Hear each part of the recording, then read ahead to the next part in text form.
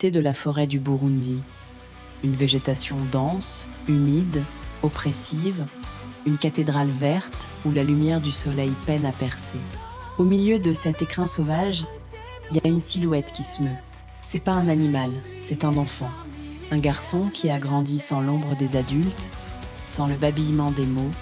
Il est arrivé là par le destin ou par le rejet, abandonné par sa communauté peu, être avant même de savoir marcher. Pour survivre, il a fait le choix impossible. Il a accepté de devenir un animal. Lorsque les chercheurs l'ont trouvé, il était une créature d'instinct pur. Il ne parlait aucune langue connue. Il ne marchait pas debout comme nous, mais courait à quatre pattes, avec une rapidité effrayante.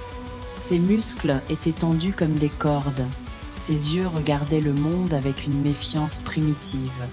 Il ne cherchait pas la communication humaine, il cherchait de la nourriture, de l'eau, la chaleur. On racontait qu'il pouvait grimper aux arbres avec une agilité supérieure à celle des chimpanzés.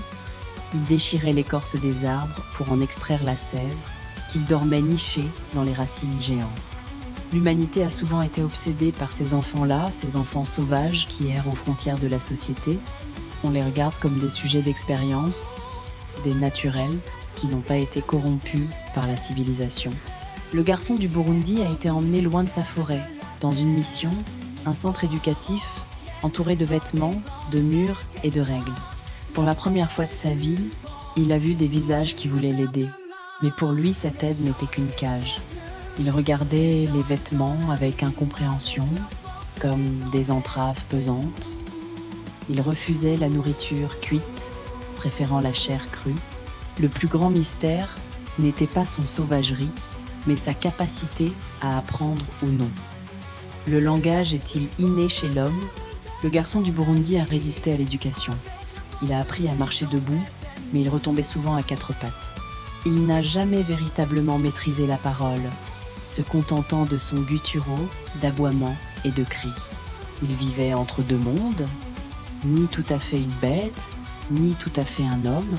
Pour lui, la jungle n'était pas dangereux, c'était sa mère.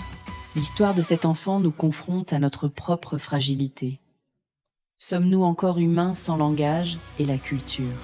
Le garçon du Burundi a prouvé que l'enveloppe biologique peut survivre sans la société, mais que l'esprit humain a besoin de l'autre.